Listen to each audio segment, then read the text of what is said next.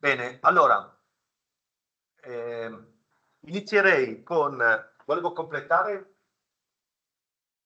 due cose che non sono state viste l'altro giorno sulla tematica del metaverso e poi affrontiamo un argomento nuovo.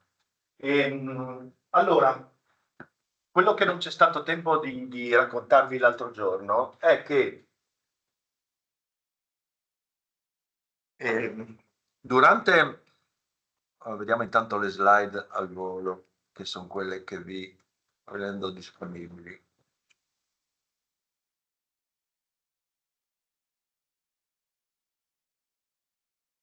Allora, qui ci sono un po' di definizioni che secondo me dovete aver chiaro quando parliamo di metaverso, perché se ad esempio voi visitate un museo virtuale e lo visitiate con dei device immersivi piuttosto che con il PC, come abbiamo fatto l'altro giorno per connetterci al metaverso, le grosse quando è che decidiamo che un ambiente è metaverso o un ambiente è realtà virtuale?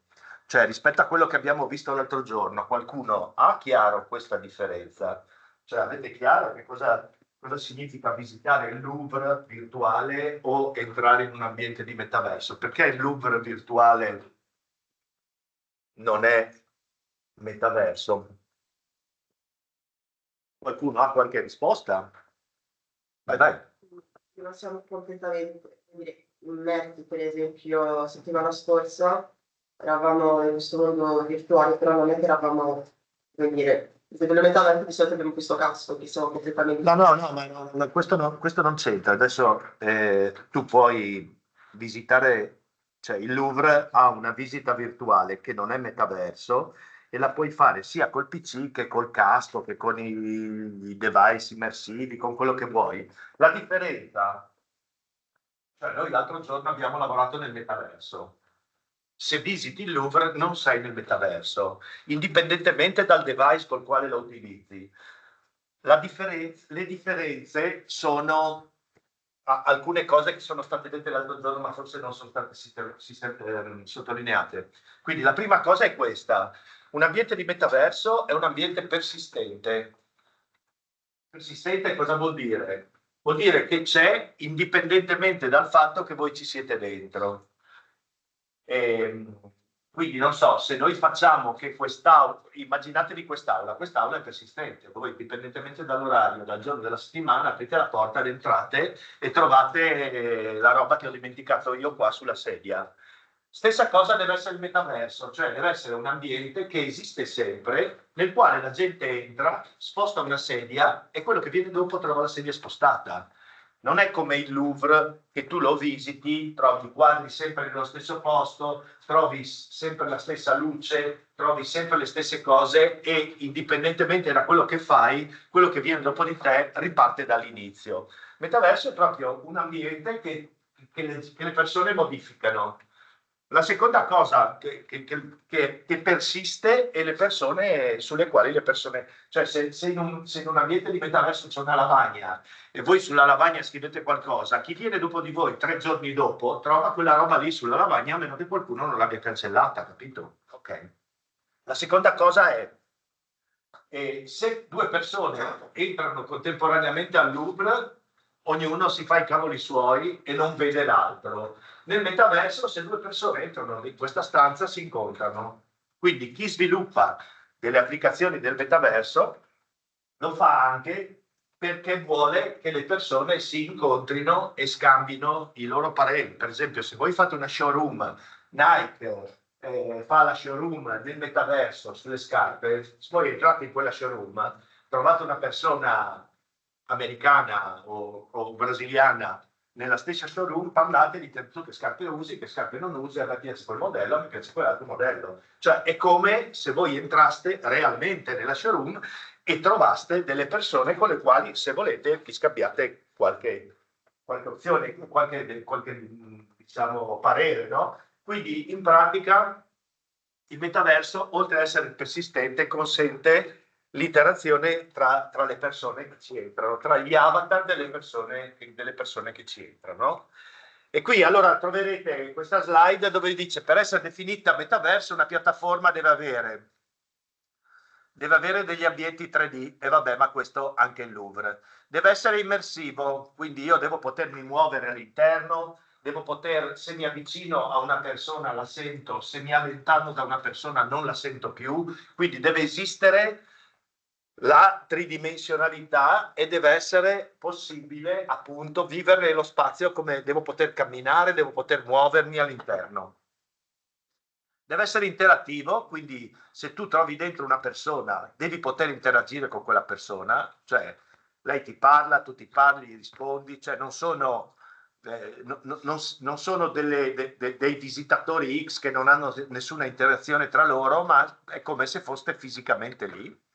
Deve essere persistente, quindi ci deve essere sempre, deve essere indipendente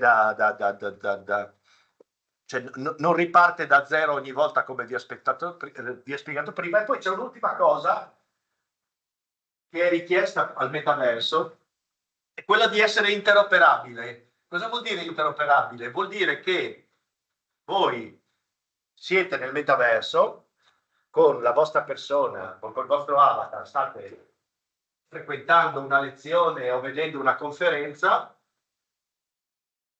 ci sono persone che possono essere collegate in altro modo. Per cui questo è un esempio. Per esempio, questa era una conferenza che avevamo fatto l'anno scorso, dove c'erano degli studenti nel metaverso e c'erano degli studenti collegati via Teams, perché la loro rete non consentiva di avere metaverso, di attivare il metaverso, non era abbastanza forte, non era abbastanza potente, e quindi si sono collegati via Teams. Interoperabile vuol dire che i diversi ambienti devono poter essere richiamati uno all'interno dell'altro. Quindi all'interno di una sessione di metaverso io posso avere un Teams, un Zoom, posso proiettare il video, una televisione o un live, cioè deve poter, come nella realtà, noi qua ci colleghiamo, apriamo Teams o apriamo Zoom e voi siete nella realtà, ma ci sono delle persone che sono su Zoom. La stessa cosa deve essere nel metaverso, deve poter interagire con le altre piattaforme. Poi, per entrare nel metaverso, vabbè, adesso vado sulle cose che sono scontate, vado veloce. Dovete avere definito il vostro avatar, potete avere gli avatar standard piuttosto che andare in una di quelle piattaforme, crearvi un vostro avatar e usarlo indipendentemente dalla piattaforma di metaverso. Quindi se voi vi costruite il vostro avatar usando una di quelle piattaforme, poi quell'avatar lo potete usare nei vari metaversi quando entrate in un metaverso piuttosto che in un videogioco, piuttosto che un'altra cosa. Come avete visto, si può entrare con smartphone, con tablet, con PC, piuttosto che con device immersivi. È chiaro che se entrate con un device immersivo vi sentite più coinvolti, anche se poi nella realtà, insomma, già la sensazione con il PC o con cose del genere è interessante. Vabbè, qui ora racconto un attimo un'esperienza che abbiamo fatto lo scorso anno, dove nell'ambito del corso di geotecnologie abbiamo fatto diverse lezioni nel metaverso e perché racconto questa cosa? Proprio per arrivare a quello che volevo dirvi oggi. Prima di tutto questo, che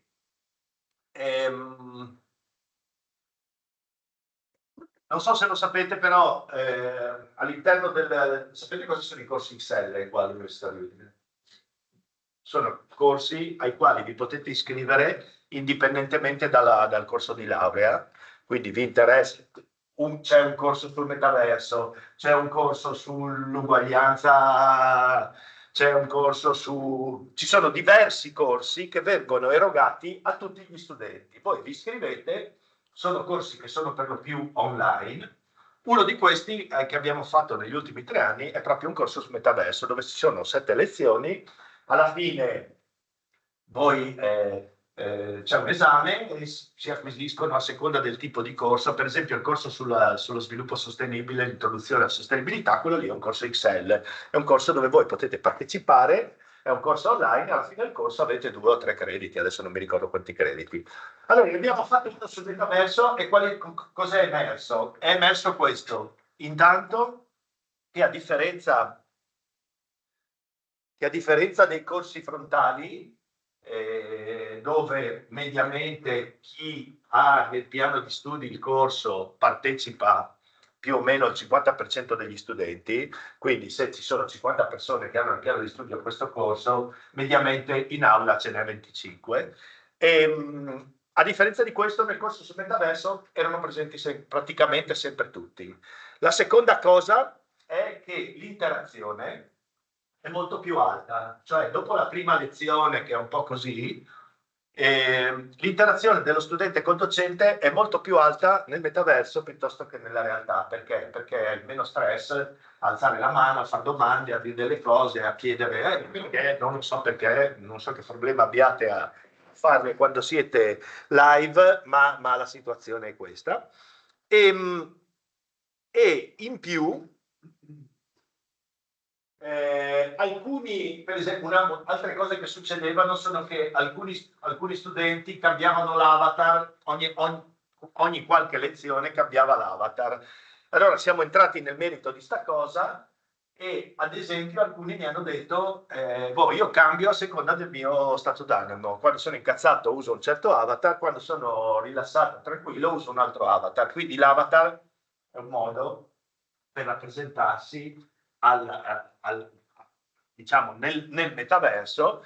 In alcuni casi alcune persone lo hanno interpretato anche un modo per rappresentare il proprio stato d'animo. La cosa interessante, qui come dicevo, no? 60%, 95%, sicuramente una maggiore attenzione, il discorso degli avatar che vi ho detto. Negli ultimi 3 anni Questo è ciò che ho trovato sul web per la cosa interessante, come dicevano 60%, 95% sì. E dicevo, negli ultimi 3 anni sono aumentate drasticamente le tesi che faccio sul metaverso, quindi diversi vostri colleghi vogliono fare tesi sul metaverso, dopo vi faccio vedere, anzi vi faccio vedere adesso. Questo per esempio, se voi andate sul sito del consorzio del prosciutto di San Daniele, allora sono sempre di più quelli che fanno applicazioni di metaverso o che vogliono raccontare la propria storia con il metaverso. Questo è un esempio. Poi ci sono diverse aziende,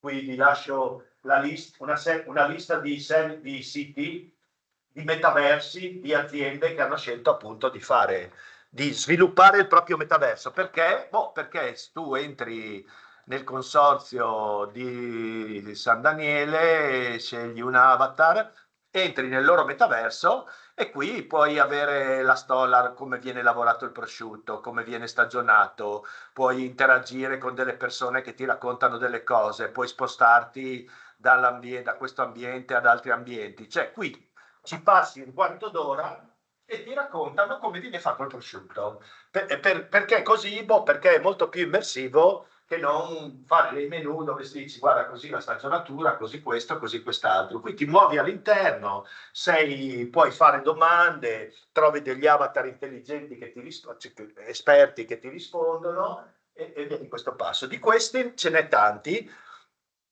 E per questo motivo tanti vostri colleghi hanno cominciato a interessarsi della tematica del metaverso per capire quali sono i vantaggi nell'utilizzo business, nell'utilizzo della didattica, nei vari utilizzi che si possono fare, che si possono avere del metaverso.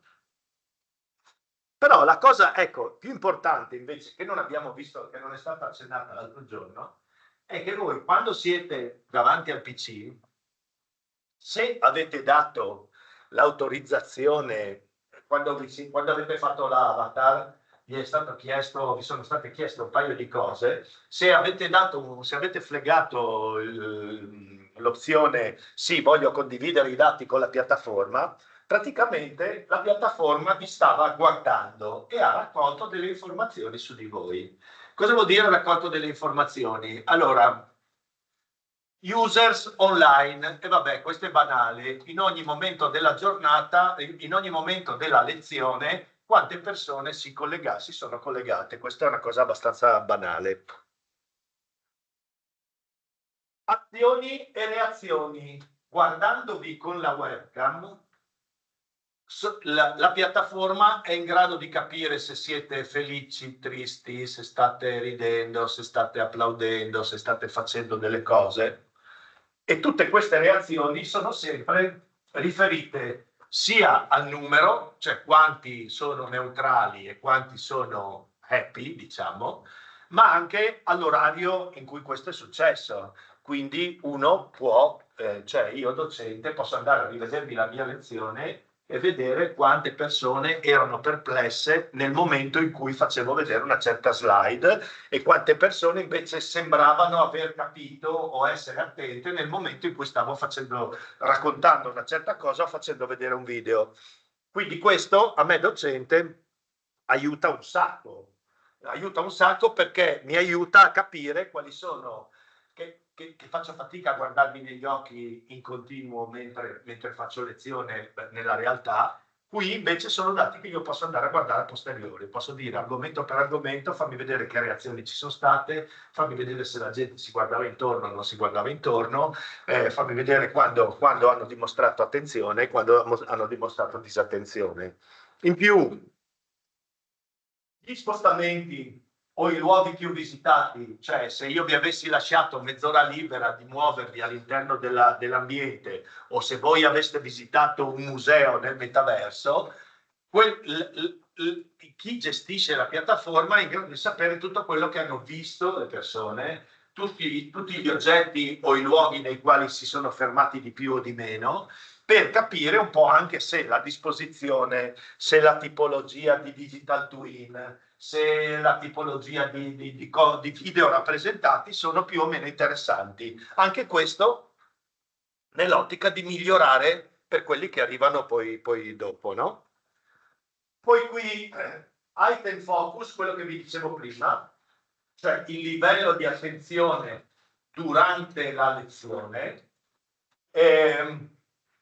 Qui il livello di attenzione sui vari oggetti che sono distribuiti all'interno dell'ambiente, che possono essere i famosi digital twin che abbiamo visto l'altra volta, ma possono essere anche video, possono essere slide. Quindi qui ti dice, guarda, su quel video si sono fermati e sono stati attenti 10 persone, mentre questo qua non se l'è guardato nessuno e questo qua se lo sono guardati in 3. Interazione tra gli utenti. Nell'ambito del corso di metaverso, per esempio, facciamo anche dei progetti di gruppo. I progetti di queste persone lavorano nel metaverso, quindi si creano dei gruppi, gli avatar si parlano tra di loro, fanno come se fosse di nuovo Quali sono le interazioni all'interno del gruppo? Chi è che guida? Qui, vabbè, user centrality, chi parla di più, chi parla di meno. Ma questo, fate conto, è uno dei gruppi e quindi c'è alcune interazioni che sono molto sottili, vuol dire che sono rare nell'ambito dell'attività, alcune interazioni che sono molto più grosse, quindi vuol dire che queste due persone si parlano molto di più, poi capita che magari questa cosa viene rappresentata con una persona al centro che gestisce tutte le interazioni, quindi si capisce che all'interno di quel gruppo c'è uno che ha gestito tutto. Percentuale di tempo spesa parlando, cioè quanto tempo ha parlato Zarruttini, Davide, quanto tempo ha parlato Davini e compagnia va. Vabbè, adesso però bloccati.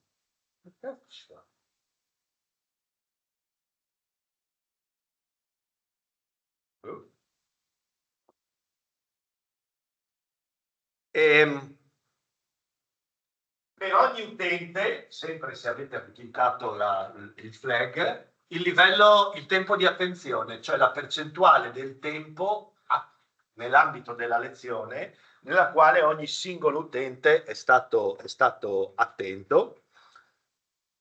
Il sentiment medio dell'aula, quindi negativo, abbastanza negativo, neutrale, abbastanza positivo e positivo, quindi nei vari momenti della lezione come si posiziona il livello di attenzione delle persone, e chiaramente poi appunto il docente o chi tiene la lezione o chi fa la conferenza deve preoccuparsi di capire perché succedono certe cose in certi momenti e altre cose in altri momenti. Vediamo se c'è altro.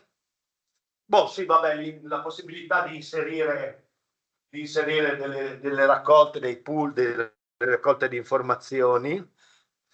E qui, in sintesi, qual è il vantaggio? Prima abbiamo visto il vantaggio del metaverso da parte degli studenti, e questo è il vantaggio del metaverso da parte degli utenti, cioè dei docenti. Qui stiamo parlando dell'uso del metaverso nella didattica, poi l'uso del metaverso per vendere oggetti, per fare formazione, per partecipare a fiere nel metaverso e cose del genere danno altri risultati. Però qui vedete interessanti feedback, come migliorare il materiale didattico, come un'altra cosa interessante è che la stessa lezione fatta in un certo ambiente 3D virtuale piuttosto che in un altro dà dei risultati diversi. Quindi testare diversi ambienti per capire argomento per argomento qual è quello che non so, se faccio una lezione sui GPS e lo faccio in un'aula su un satellite che vola attorno alla Terra, probabilmente è più coinvolgente, visto l'argomento, che non fatta all'interno del Colosseo. Però, insomma, anche di questo, durante i vari anni e durante le varie lezioni, abbiamo testato diversi ambienti 3D e abbiamo capito più o meno per ogni tipologia di lezione qual è l'ambiente, tra virgolette, più coinvolgente. Vabbè, la sequenza degli argomenti e il ritmo dell'argomento, cioè ti accorgi, a differenza di quello che faccio io quando sono qua che parlo, mi accorgo riguardando le lezioni del metaverso e riguardando le dashboard che quando ho aumentato il ritmo, quando parlo più velocemente, quando passo da una slide all'altra molto velocemente, aumenta o diminuisce il livello di attenzione vostro. Poi l'altra cosa interessante è che il metaverso sta creando una serie di nuove professioni. Allora, ci sono moltissime, considerate che in Friuli Venezia Giulia ci sono 6 o 7 aziende che fanno metaverso, quindi che sviluppano soluzioni di metaverso. Virtual Content Developers, quindi coloro che creano i contenuti virtuali, coloro che hanno le competenze per creare i digital twin delle macchine, del mouse, del PC, di qualsiasi cosa ci sia in giro. Disegnatori di avatar, quelle aziende che forniscono il servizio di creazione degli avatar, migliorano sempre le proprie prestazioni e le proprie opzioni, per cui c'è gente che si è specializzata in quello. Architetti del metaverso, cioè questi famosi ambienti virtuali, bisogna essere in grado di costruirli, bisogna avere la sensibilità di capire quali sono le forme giuste, le dimensioni giuste, l'arredamento giusto, quindi e sono sensibilità completamente diverse piuttosto che arredare una stanza reale. Programmatori di intelligenza artificiale, perché quelle cose che vi ho detto prima, cioè il fatto che la webcam vi guardi e capisca se siete attenti o disattenti o se siete interessati o disinteressati, dipende dal fatto che lì dietro c'è un'applicazione che utilizza l'intelligenza artificiale per capire il vostro stato d'animo in quel momento in funzione del vostro volto, ma tante altre cose. Tante altre cose vuol dire, e lo vedremo quando in una delle prossime lezioni, quando faremo una lezione sull'intelligenza artificiale, in questo momento ci sono persone che si stanno specializzando ad applicare l'intelligenza artificiale a questa tematica del metaverso, ma anche a un'altra tematica molto importante, che è quella dell'avatar esperto. Cosa vuol dire avatar esperto? Vuol dire che che il consorzio del prosciutto di San Daniele mette degli avatar all'interno del proprio metaverso che devono sapervi raccontare delle cose a fronte di domande che fate voi. Non è che voi arrivate lì e cliccate e questo si mette a parlare. Voi arrivate lì e gli dice: scusa, ma il prosciutto quanto tempo si deve stagionare? E questo deve sapervelo dire. Ma da dove, come vengono i maiali, da dove vengono, ma come viene fatto il processo, e questo e quest'altro. Cioè, quegli avatar che trovate lì sono esperti, hanno fatto dei training su quegli argomenti, e quella è tutta tematica legata all'intelligenza artificiale. Quindi il metaverso è molto impattato dall'intelligenza artificiale. Poi, fare comunicazione con i social o fare comunicazione con i social del metaverso è un'attività completamente diversa. Proprio da questo corso sono uscite 3 o 4 persone che oggi, cioè dopo 2 o 3 anni, stanno lavorando in aziende di metaversi e sono diventati esperti di virtual social media, cioè virtual social media, non social media. Quindi come raccontare le cose nel metaverso. Marketing, stessa cosa. Voi, consorzio del prosciutto, piuttosto che punto vendita della Nike o di altre cose, dovete saperlo raccontare, dovete saperlo promuovere, ed è una tipologia di promozione completamente diversa da quella che viene fatta sul negozio fisico. E quindi esperti di virtual marketing. Vabbè, creazione di nuove installazioni, performance, virtual teachers and trainers. Insegnare nel metaverso è molto diverso che insegnare in aula, e quindi ci sono persone che si stanno specializzando sul come fare la formazione all'interno del metaverso, come organizzare, come vi ho detto prima, gli ambienti, il materiale didattico, diciamo, i supporti, quindi i video, i digital twin e compagnia varia, e quindi ci sono delle persone espressamente competenti nella didattica del metaverso. Vabbè, tecnici per supportare tutta la baradan. Vi faccio vedere ancora una esperienza di metaverso, tra quelle che vi lascio comunque nel...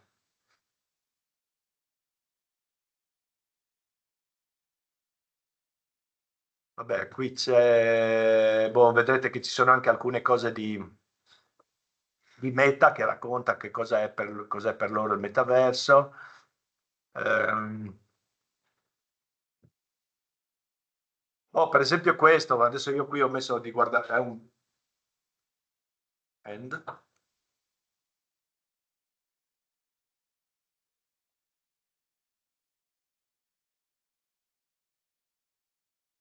Non soffrirà a lungo.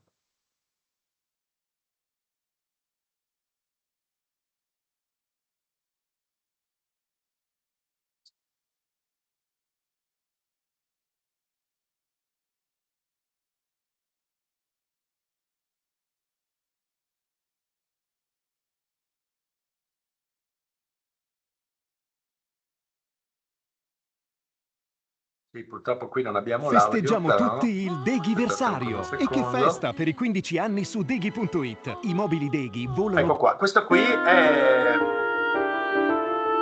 un esempio di una biblioteca nel metaverso. Welcome to the Community Virtual Library.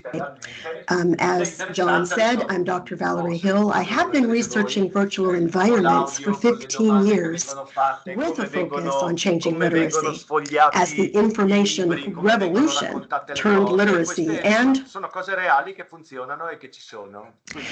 as I said, time will tell whether or not and this is a huge challenge to literacy. the volume of information that we have to sort through every single day. And this illustrates the need to rethink the term literacy. I'd like to ask how many of you upload content online. So think about that. And if you do upload content online and post it, type the platform that you most likely would be posting content to, such as Facebook, YouTube, a blog, Twitter, Twitch, Discord, TikTok. There are other apps and sites that you may be posting and interacting and sharing content. So if you'd like to type maybe one that you primarily use quite often, you can type that. And there are many that I didn't mention. I'm seeing Reddit come up. Yes. And so all of these are part of meta-literacy. Being able to interact with a huge audience in real time, and this is something that has really changed literacy. I'll jump over to my next slide. There's a little bit more here about Alvin Toffler, the futurist who sort of predicted some of these changes that we have seen happening rapidly. Alvin Toffler has a famous quote, which I really like. It relates to changing literacy. He says, "The illiterate of the 21st century The city of Rome will is not located be beside those of who the cannot read Tiber and River. write, but those who cannot learn, Between the unlearn, fish and and the relearn." front, and in the sea are its peace. You have to think about that for a minute. It used These to be doors were that only literacy closed meant twice from the reading age of and Romulus writing. until And the if you could Augustus read and write, regime. you were literate. Augustus no closed it longer for the the third case. time in 700 Because years these after apps he we just defeated talked about, Marcus Discord, Antonius in the Battle Reddit, of WhatsApp, Actium. Facebook, Twitter, on and on. The apps are And the other constantly side changing. of the forum is the And the temple of operating Vesta, systems which that had we a use round on our shape. devices Vesta is the are goddess of constantly fire and of updating, home, in whose temple an upgrading, eternal and fire. changing. I work with elderly people often, and I find that this constant change is a huge challenge for them. Because in the past, people grew up learning in a different way. They learned with reading and writing as the top form of literacy. It was linear. Once you learned something, you mastered it. But that's no longer the case. Now you must remaster it, take it apart, learn it again. There's a new app for that. And so this constant oscillation, there's a swinging between production and consumption of media, a swinging between physical and digital formats.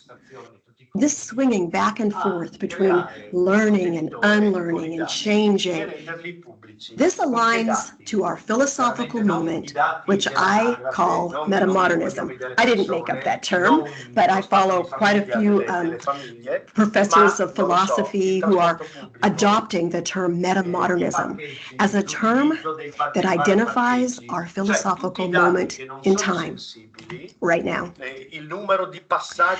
Of course, you can't really name a historical moment when you're in it. We'll have to see what we finally end up calling it. Many people are calling it other terms, but it's the term that follows postmodernism. I'll put the Turkish definition of metamodernism here in the local chat. And as I said, time will tell whether or not this is the term that is adopted as our philosophical moment in time.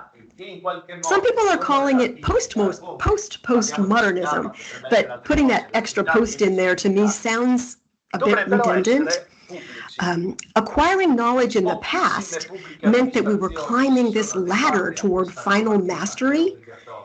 Not anymore. In meta-modern culture, as we learn these new tools and apps that are constantly changing, and we're evaluating live information and adapting to new devices and software updates, there's simply no end to the incoming stream of information. That's metamodernism, and that's why we need meta-literacy.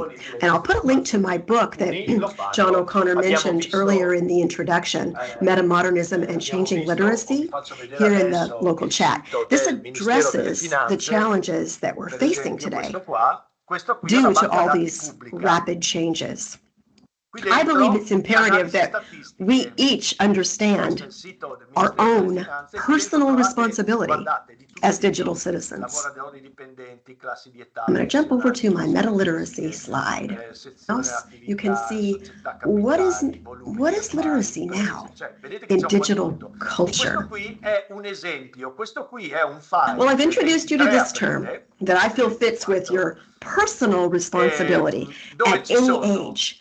And I mean from young children to the elderly. Everyone needs to understand meta-literacy.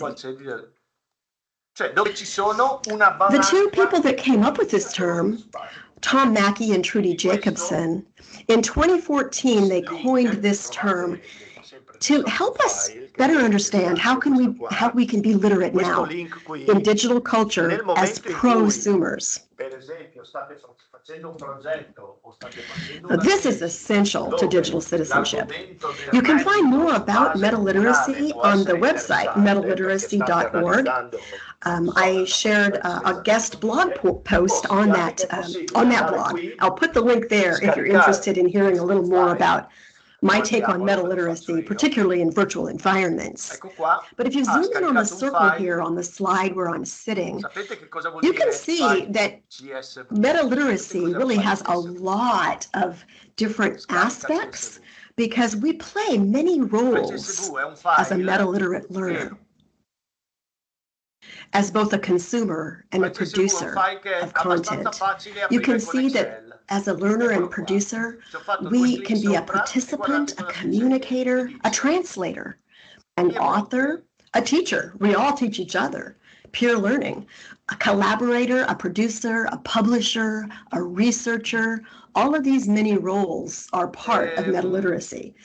And we do that through metacognition, cognition, both affective and behavioral aspects. So there's a lot to meta-literacy I'm not going to go into, but you can go to their website if you're interested in the way we think about our learning. And you probably have heard of metacognition, which means thinking about our thinking. Well, the internet has connected all of us, and it's given everyone a voice. Yet, there's a problem with that. Not everyone has something meaningful to add to the conversation. The internet has become a flood of information that is impossible to navigate without meta-literacy, whether you call it that or not. Once we understand what it means to be prosumers and to be participants in digital culture, well, unless you're a hermit high up in the mountains somewhere with no internet connection at all, we are all prosumers and participants. We understand and become aware of the need for digital citizenship. And then we can learn to be an ethical contributor and an ethical participant. I'll jump over here to the color wheel.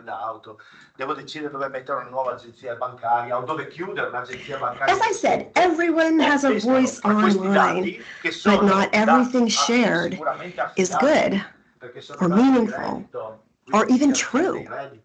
In fact, Mackey and Jacobson believe that we live in a post-truth world. You might want to jot that little phrase down, post-truth. The many elements of digital citizenship, well, that's really beyond the scope of this short talk. I'm just giving you a brief overview of digital citizenship with a meta-literacy focus.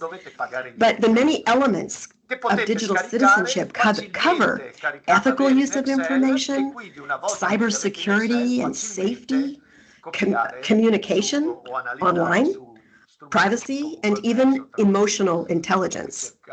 So I'm sitting on top of the wheel, this digital citizenship wheel that comes from the DQ Institute. But digital citizenship, it has become essential for all of us at all ages. And I have a question for you to consider, and you might want to answer this in local chat. Think about this. When I was a school librarian, and this is a few years back, I asked the parents at a school meeting, I said, parents, at what age do you think your child becomes a digital citizen? Well, someone said, oh, probably around 9 or 10 years old. But actually, it is often younger than that.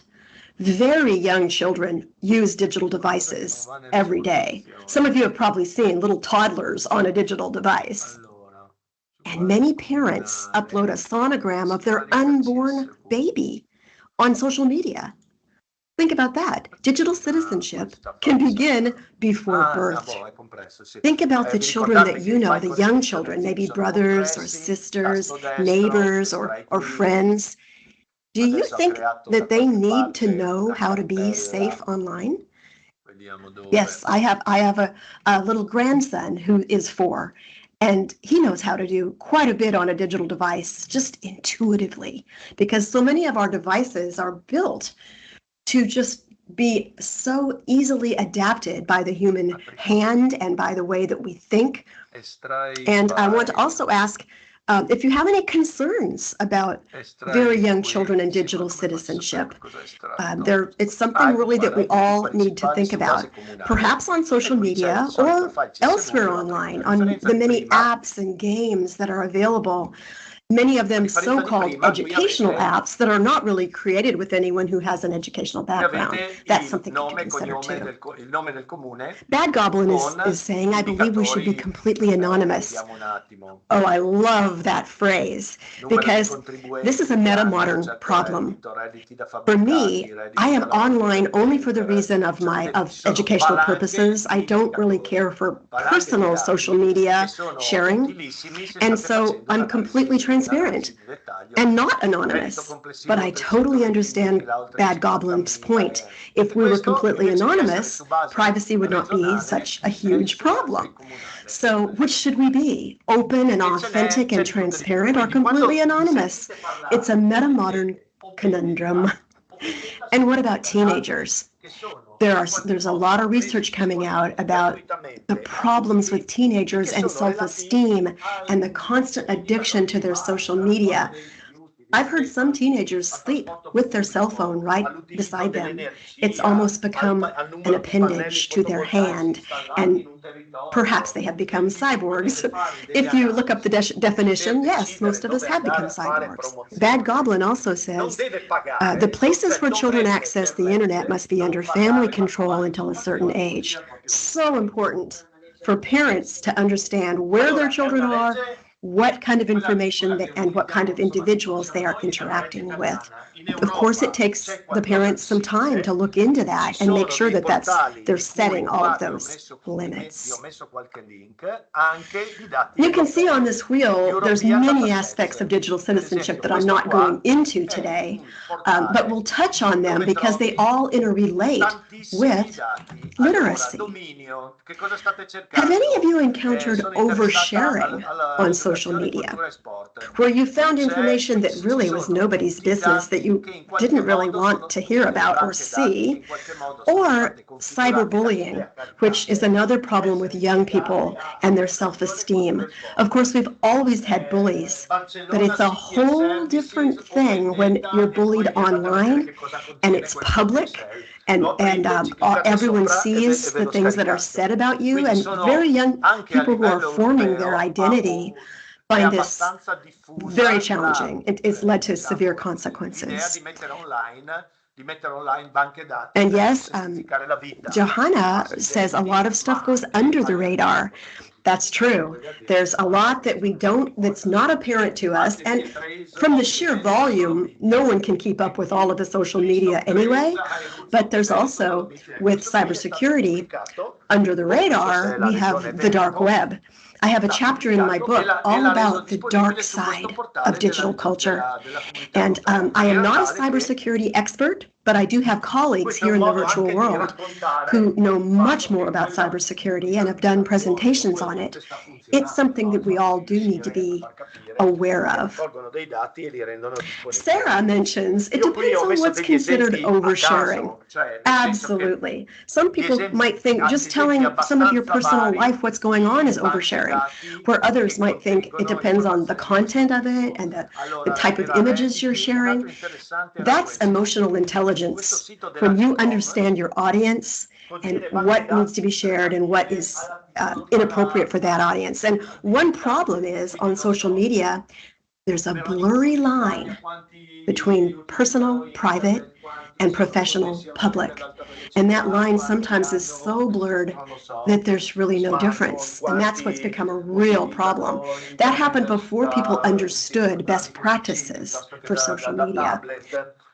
So I'm going to pull out a little example that might help you think about digital citizenship and using the appropriate content that we've talked about. I'm going to pull out my flag here and just put it in front of me.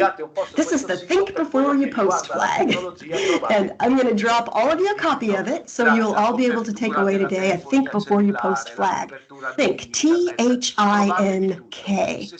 You can see what each letter stands for. T, is it true? H, is it helpful? I, is it inspiring? N, is it necessary? K, is it kind?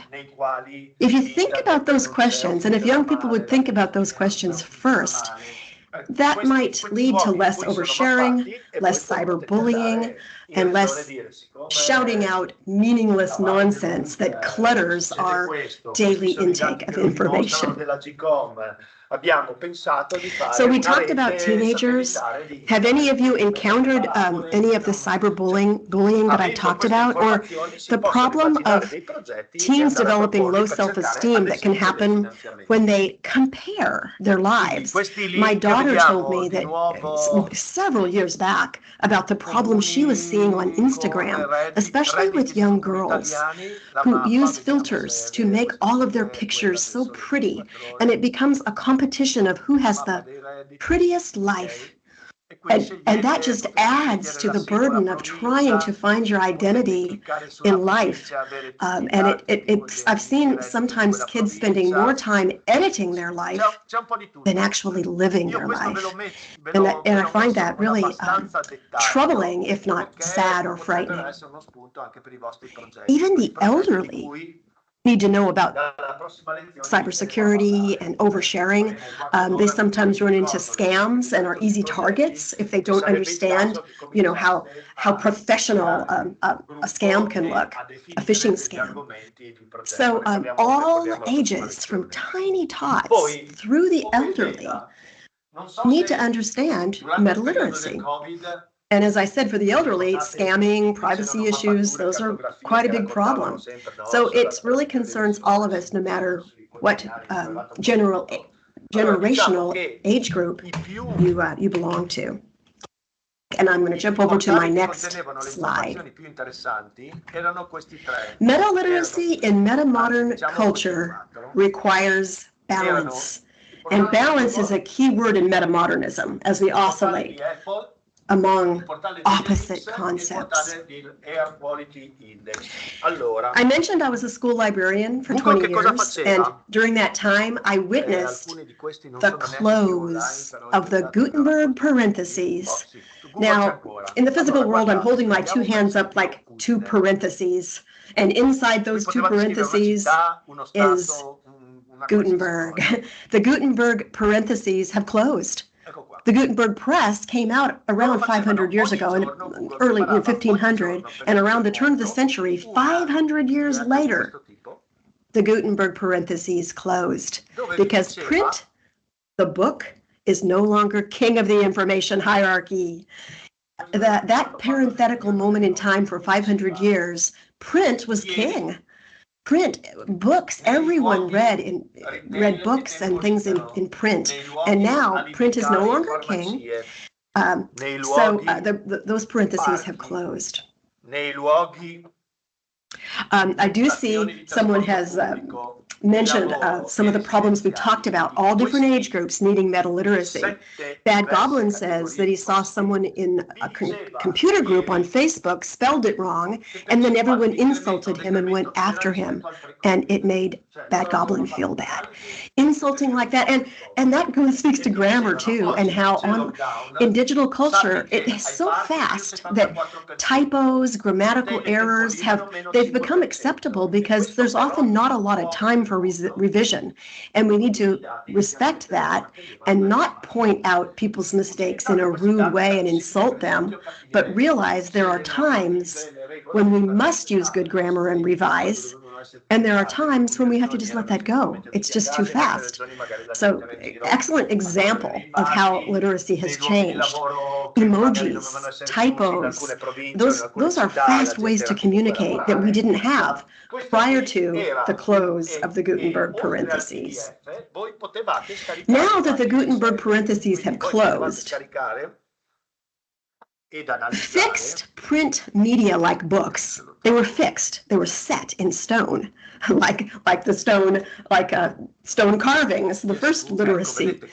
Well, now that's giving way to fluid media. It's not fixed, it's fluid. And there's no more printed encyclopedias.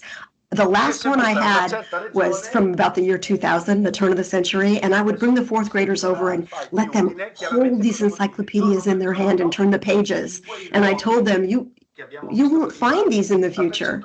You know, this, and dictionaries, printed dictionaries. We still have some, but most people do not use them. It's much faster to just look it up on your smartphone. But there are very few dictionaries or print encyclopedias. Most things now are born digital. And digital content is changeable. Ebooks are changeable. They're owned by proprietary companies. And new editions come out. It's fluid. Blogs are fluid. Everything that's in digital format is fluid and changeable, where a book is not. But how many of you still enjoy reading a book in print? I love print books, of course, as a librarian, and I believe they will most likely always be around. There are some huge advantages to books in print. When you own a book in print, it's a physical thing that you can take anywhere. It doesn't matter if your e-reader suddenly becomes out of date,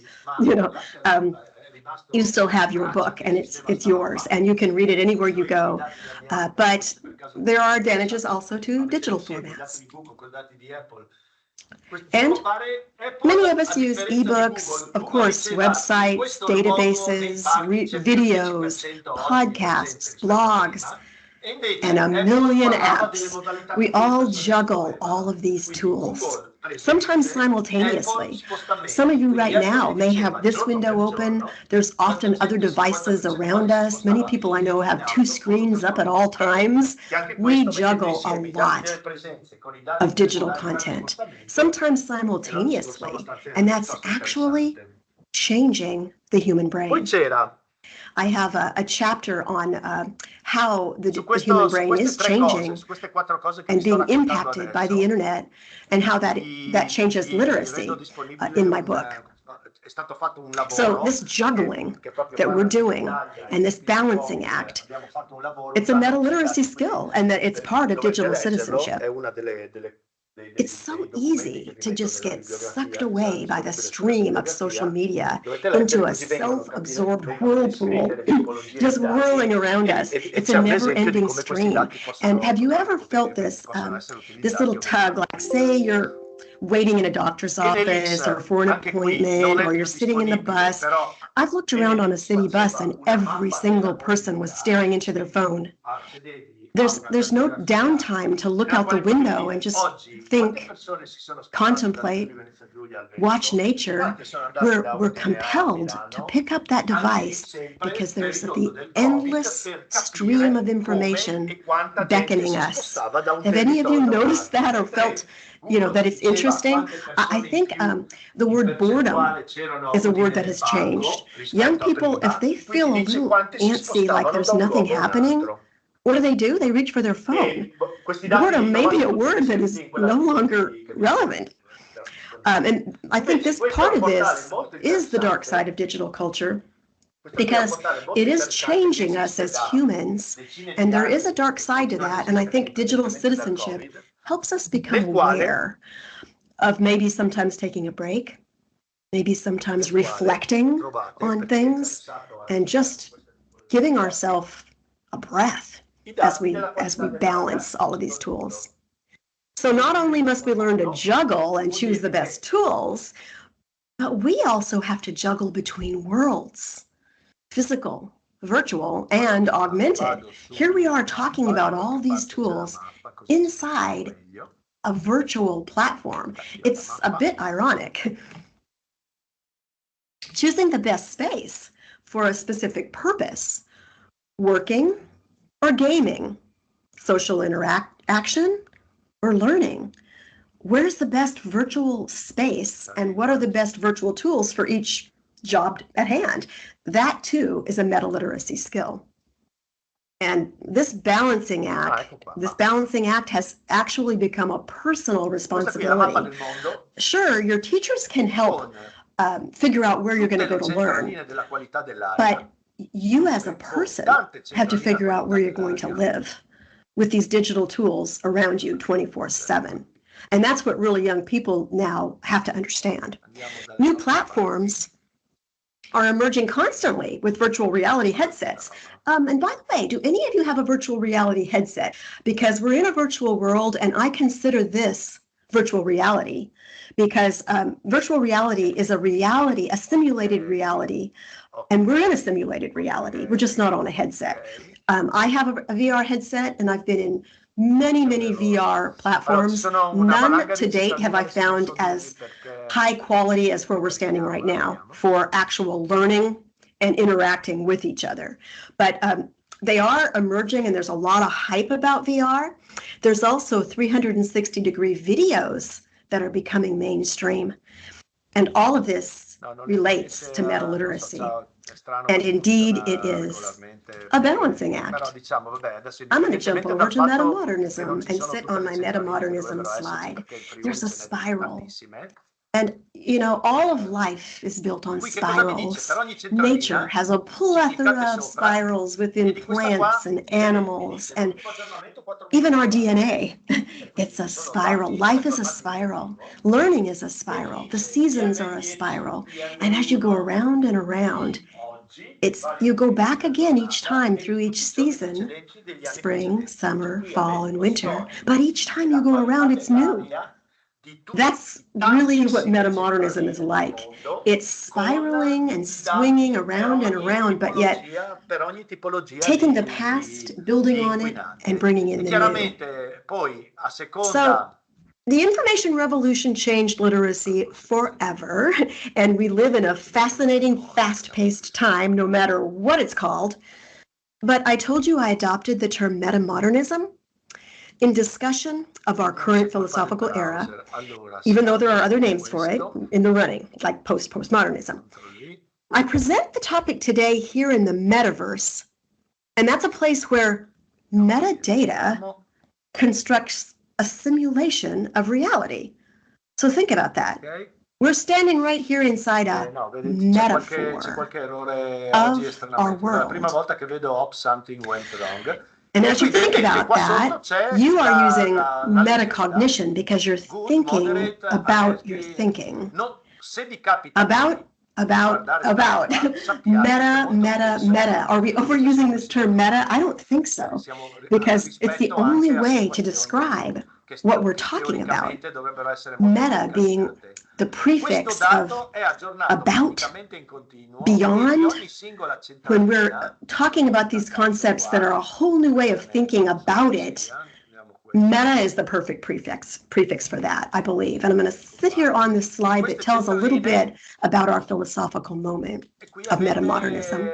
If you scroll into this slide, you can see that I chose just a few examples of art through the past century to show you that metamodernism is not just about literacy, it's about everything in our philosophical time. So I believe we've become meta-modern, and it's certainly time to become meta-literate. Meta-modernism includes the way we express ourselves in our cultural era, and that can be through art, literature, music, and architecture. I recently read a blog post talking about David Bowie's music and how he really was moving toward meta-modernism. And also through architecture. And you'll see in my book, I give examples of all of these different artistic styles, from modernism to postmodernism to metamodernism.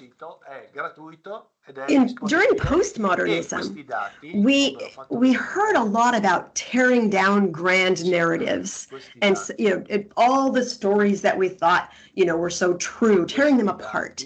And it brought a lot of dystopian fiction into my library that became very popular. A lot of books about zombies. Nothing wrong with that. Some of them were actually quite good. Metamodernism is ushering in a new age that balances not just irony, but balances irony with sincerity. An age which balances a respect for tradition alongside the excitement of innovation that I mentioned earlier. And you can see in the early 1900s, we had modernism. Ezra Pound with his saying of make it new, things were changing quickly. And then in the mid to late 1900s, we had postmodernism. And then around the turn of the century, we moved into metamodernism, but those dates are not set in stone. I mentioned that my book looks at our philosophical eras of the past, stressing the importance of learning our history. If we don't preserve our history, it is not going to work out well. Our history can learn from it and move on. Of course, it's impossible to fully understand or name the era that we're living in, but metamodernism is a term that many people are beginning to use.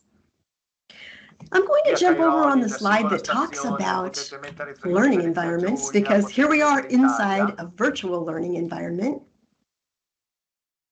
And learning environments have changed so much. Some of them changed rapidly during my time as an educator. Being in a virtual environment like you are right now, you have a meta-literacy skill. That's meta-literacy, learning how to function with all of these digital tools. So zoom in on this slide and you can kind of see how digital culture changed learning environments. You can see on the top left the traditional rows of desks that we had in modern culture back, a good while back, the traditional rows of desks and chalkboards.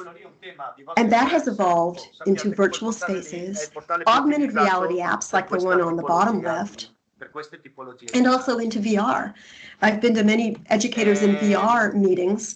Many of those environments are not really ready for learning, but educators are exploring them. And we're in a VR platform right now.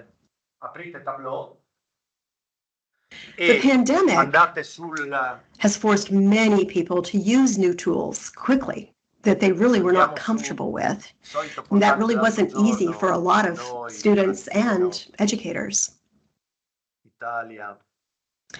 Now, you may be comfortable utilizing many digital tools and many simultaneous applications, but I think we realize it is impossible to use them all. It's impossible to master all the different tools that are out there.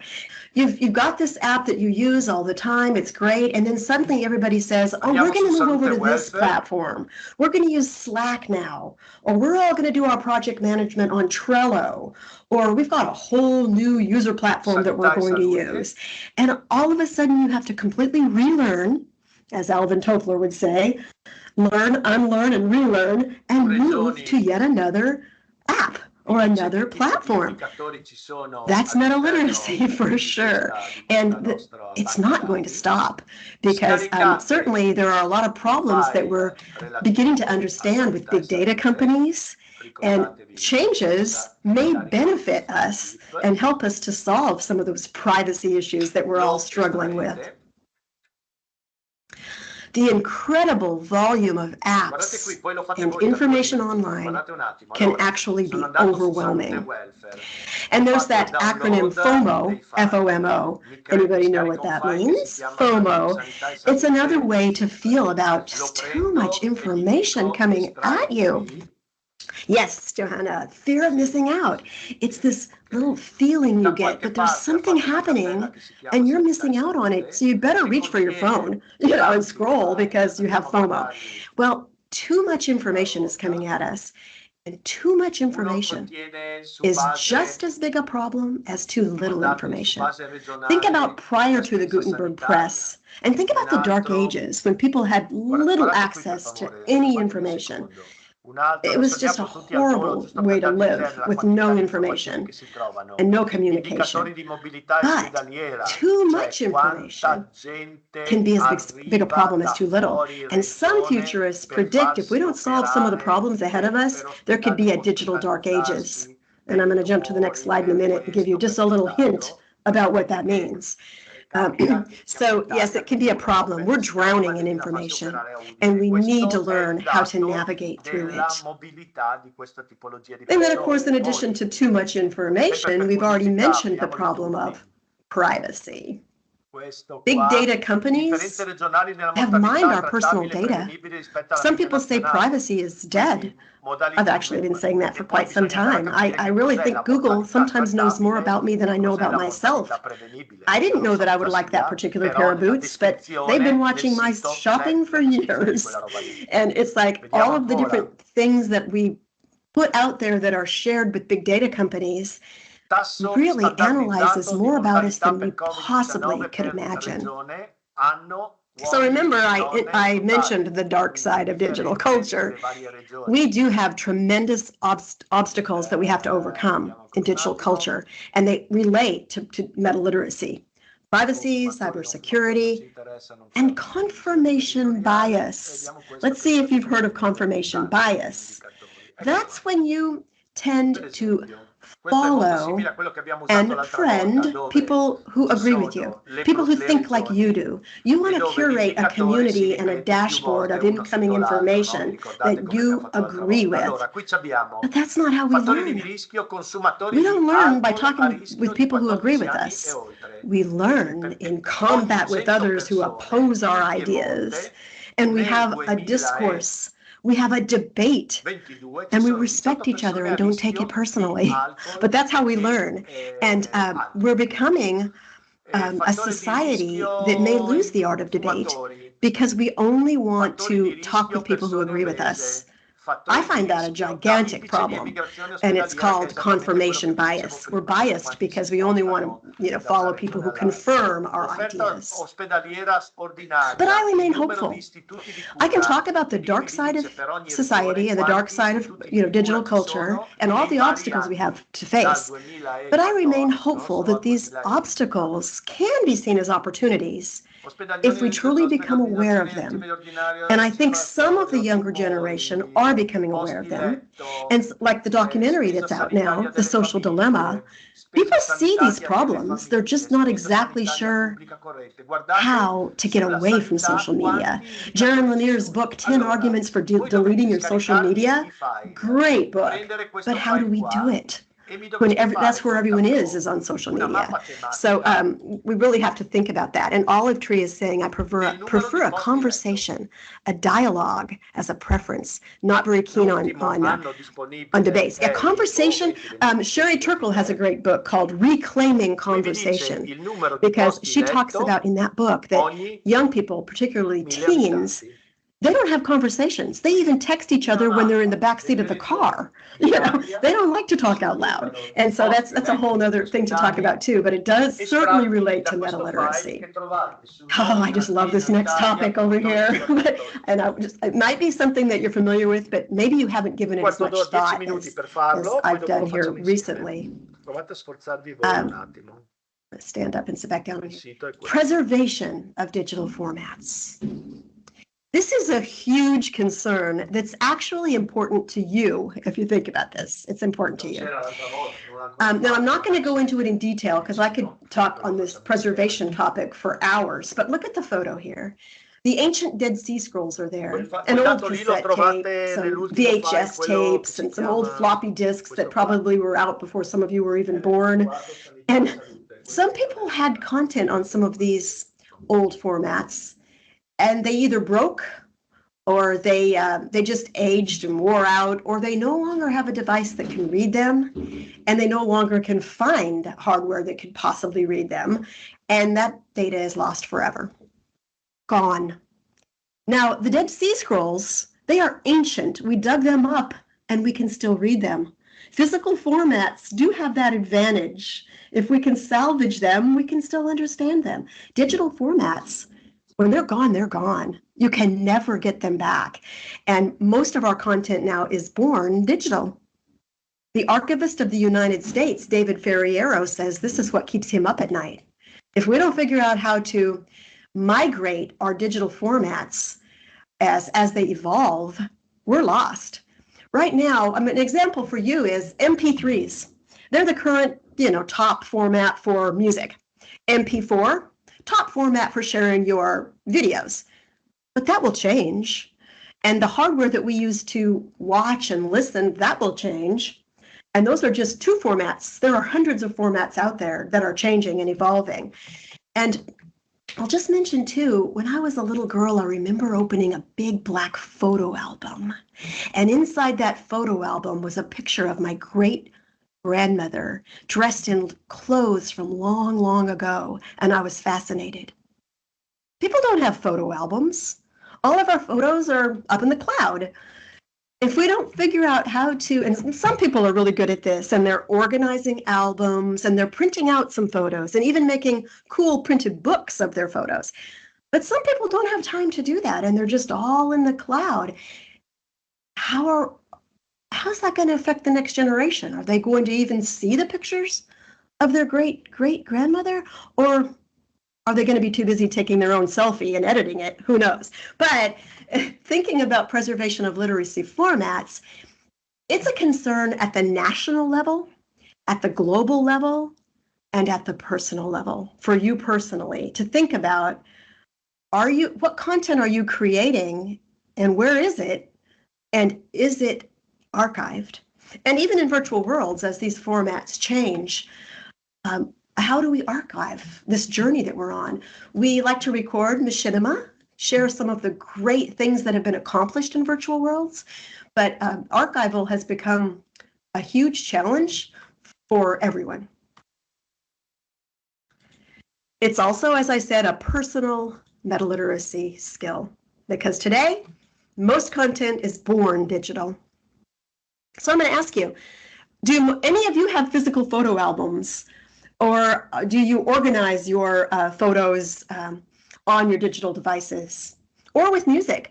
My daughter-in-law is a jazz musician, and she struggles so much because she loved CDs. She has her jazz CDs, and now that everything has gone digital, she can't find her music half the time. It's like, where is it? What device is it on? It's just changing so quickly. And this also leads to digital legacy. Has anyone heard of that term? Digital legacy is asking the question, what happens to your content after you die? When you pass away, and there's been some educators in Second Life who had some amazing content, and when they passed away, nobody knew how to get it because, the passwords and all the, everything belonged to that particular avatar. And so even on social media, Facebook and other social media companies are coming up with digital legacy policies and procedures. In fact, there's a whole area and profession developing around digital legacy tools, since most content is born digital. Now today, there's two terms you may not have heard of until today, and I hope you will take both of them away mentally to just consider or to bring into your own vocabulary should you choose to. And those two terms that I hope you're going to take away are metamodernism, which is our cultural moment, and metaliteracy, which is simply a term to address literacy today as prosumers. This is my research area, and I know future research is needed on everything that I've talked about today for all age groups to understand digital citizenship, from little tiny children that are just learning how to walk and talk to the elderly.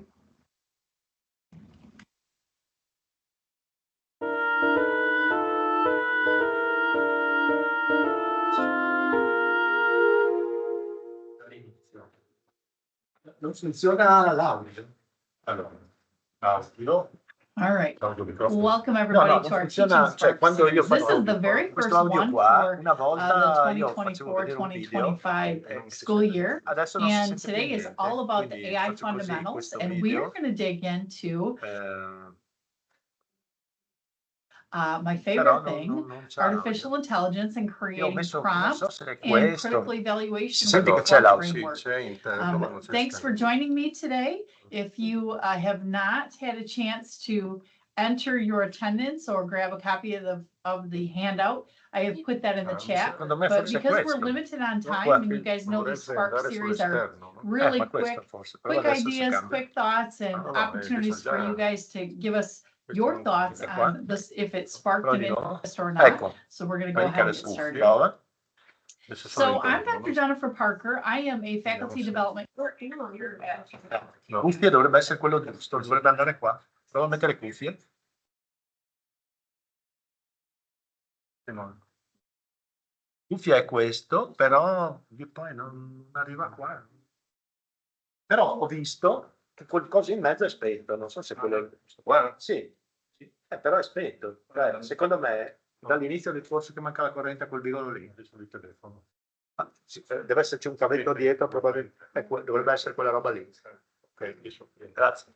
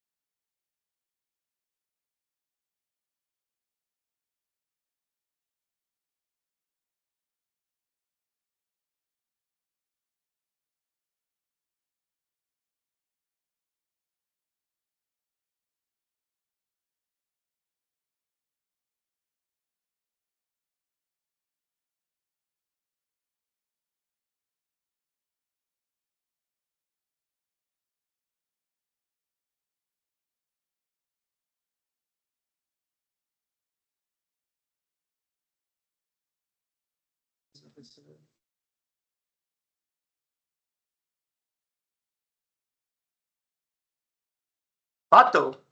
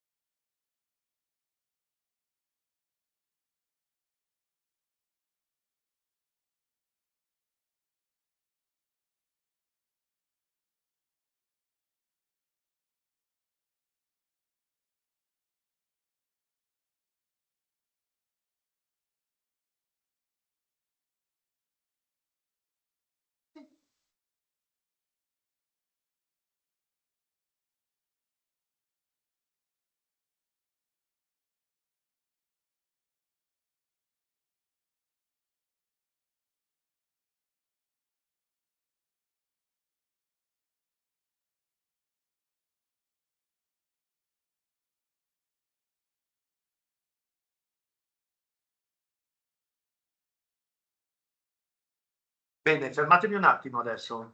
Vi faccio un giro io veloce. Allora, i passi sarebbero questi. Avete scaricato il file, lo avete unzippato. Questo è il file. Questi sono i file.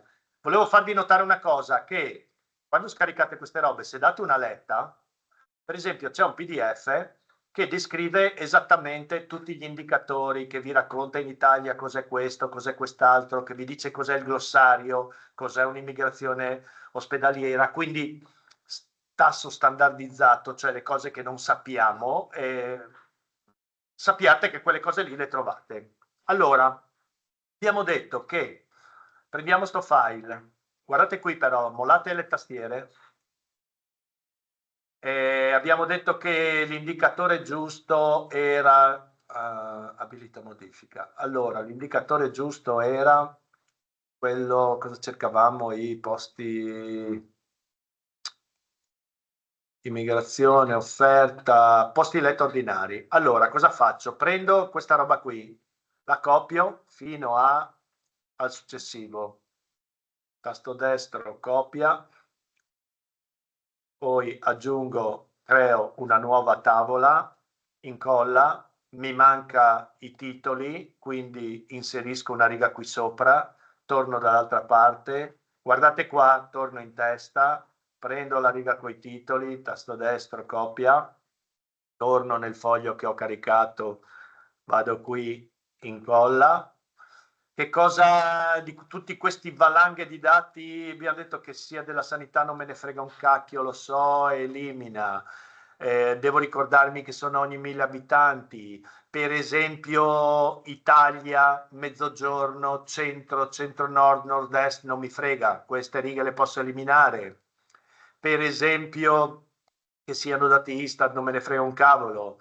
Per esempio, ho detto di tenere solo gli ultimi 2 anni, quindi il 2021 e il 2004, e i dati si riferiscono, vabbè, queste sono cose che nella vostra ricerca dovete scrivere. I dati si riferiscono a posti letto nelle strutture equiparate pubbliche, cioè questo qui, se steste facendo un lavoro di analisi, sono informazioni che devono essere. Questo, fermatevi, questo è il file che mi interessa. Ricordatevi che quando dovrete descrivere quella mappa tematica che vi viene fuori, 2,9 non è il numero di posti letto ordinari, no? 2,9 in Puglia è il numero di posti letto ogni 1000 abitanti. Questo dovete scriverlo, perché sennò sembra che in Puglia ci siano 2,9 posti letto negli ospedali. Invece è 2,9 ogni 1000 abitanti. Ok.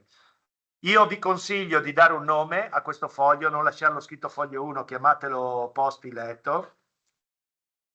Fine. Allora, 2 cose vi voglio far vedere. Chiudo questo file perché sapete che con Tableau vi ho detto che il file deve essere chiuso. Adesso quel posti letto sta qua dentro a questo file qua, no? Quindi si trova nel file che si chiama N24 sanità. Poi se volete farne uno separato da solo, fatelo. Io per adesso, per non perdere tempo, l'ho lasciato qua dentro. Guardate un attimo, faccio partire Tableau. Da qualche parte c'ho Tableau, sì. I passaggi sono quelli banali che abbiamo visto l'altra volta. Microsoft Excel, dove si trova? Io ce l'ho in download e ce l'ho in sanità e salute e abbiamo detto ce l'ho in sanità e salute e qual è? Mi puzza? No, è questo, perché in sanità e salute non c'ho quella roba lì? Ah, c'ho un altro sanità e salute, bella schifezza, eccolo qua, è questo qua. Allora, tra questi voi avrete lasciato sicuramente foglio 1, io l'ho chiamato posti letto così mi ricordo più facilmente, 2 clic e qua ci sono i vari indicatori che ho lasciato. Ricordatevi che la prima cosa che dovete dire è che questo qui, il ruolo geografico di sta roba, sono Stato e Regione, quindi viene fuori il mappamondino, poi dovete andare su foglio 1 e siete alla solita cosa dove, guardate qui, territorio, lo prendete e lo sbattete qua e si accorge che sono regioni. 2021 lo prendete e lo sbattete qua e vi fa i pallini più grandi più piccoli. Vi ricordo che a noi piace questo tipo di mappa tematica, quindi andate sopra a mostra e scegliete questa mappa tematica e non quella con i pallini. E poi personalmente, come vi dicevo, non mi piace tanto questi colori qua, preferisco qualcosa che sia più variabile, e in questo modo. Allora, io qui ho le regioni rosse da 2.2 a, non lo so, dopo vedremo, e le regioni verdi da 3.7 ogni 1000 abitanti. Ricordatevi che nella descrizione lo dovete fare. Poi, se vi ricordate, vi ho detto che se prendete questo 2021 e lo trascinate su etichetta, vi appare sull'Italia, per ogni regione vi appaiono. Poi ci dice che 3 sono sconosciuti, andiamo a vedere quali sono sti 3, e sono Bolzano, e scriviamo Bolzano, sapete che purtroppo basta soltanto...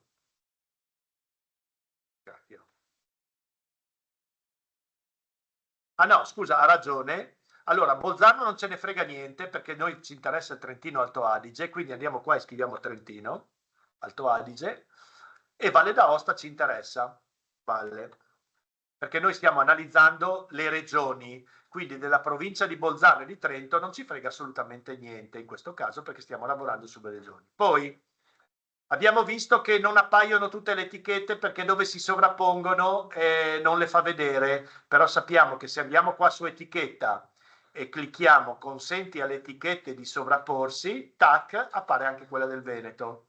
Fine. Questo è il lavoro che mi aspettavo che faceste voi. E su questa procedura che abbiamo fatto oggi dovete essere assolutamente tranquilli. La prossima lezione, giovedì, io vorrei che la prima cosa che vorrei che ci pensaste un attimo, ma quello che vorrei fare la prossima volta come primo esercizio è, ok, abbiamo fatto la fotografia 2021, abbiamo i dati del 2004, mi piacerebbe capire come sono modificate le regioni dal 2004 al 2021. Quindi vorrei avere una mappa tematica che mi evidenzia quali sono le regioni in cui quel numero, quel fattore è aumentato o è calato.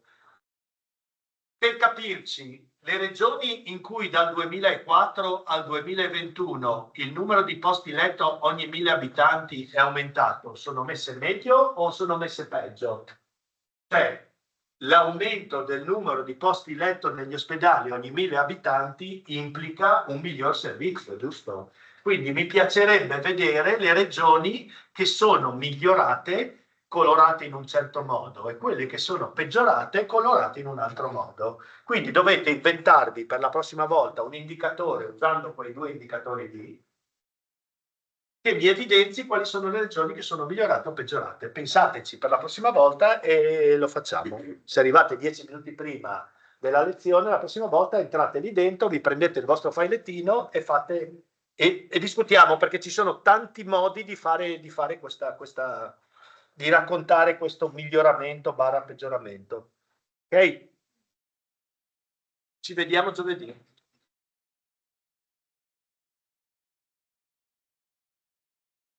E se avete dei dubbi su questo percorso che abbiamo fatto adesso, la prossima volta per favore ditemi, perché vediamo entriamo nel dettaglio delle cose che non vi sono chiare. Questa cosa deve esservi assolutamente chiara.